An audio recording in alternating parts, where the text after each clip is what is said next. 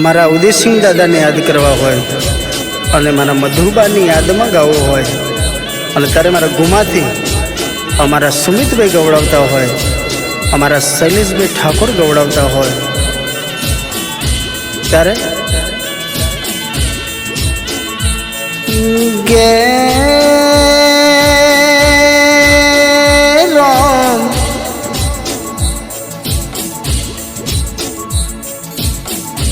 જીન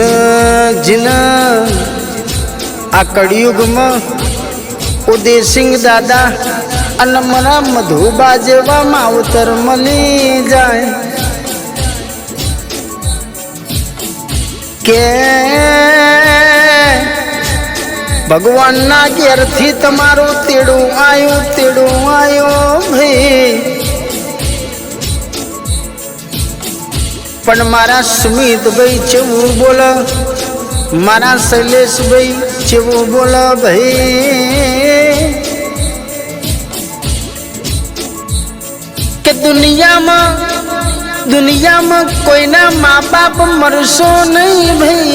ભાઈ, કારણ કે માએ માન બીજા વન વગડા ન વા કે ભગવાનના ખજાને ચેવી ખોટો પડી કે મારા ઉદયસિંહ દાદાના મધુબાના તે તારા વગણે બોલાવી લીધા ભાઈ, પણ શૈલેષભાઈ હોંભળો ને, સુમિતભાઈ હોંભળો ને કે કોઈ દાડો મારા ઉદયસિંહ દાદાની મારા મધુબાની આશી કોઈ દાડો તમારા ઓગણેથી પાછી નહીં પડ્યા. આ બધું બન્યું છે તો એમના આશીર્વાદથી બન્યું છે, કારણ કે એ તો જીના મોથથી મા બાપનો પડસાયો જતો રે ને ખબર પડે મા બાપ કને કહેવાય છે, પણ ભગવાન વાભળજે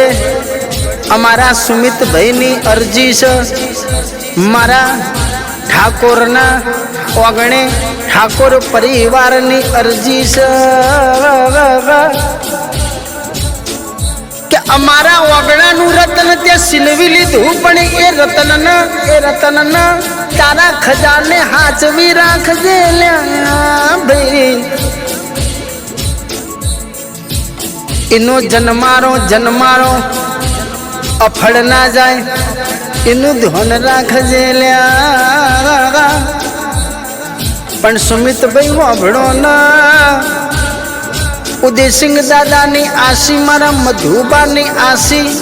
કોઈ દાણો તમારા ઓગણેથી પાછી નહીં પડ્યા. કોઈ દાડો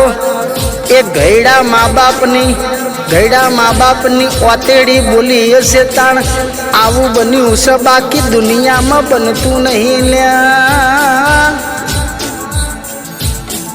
કે ઠાકોરના ઓગણે રજવાડું બન તો મા બાપની આશીથી બન, જીના મા બાપ રાજી એની દુનિયા રાજી લ્યા. વળજે મારા વેરાના પ્રભુ મારું માને બા.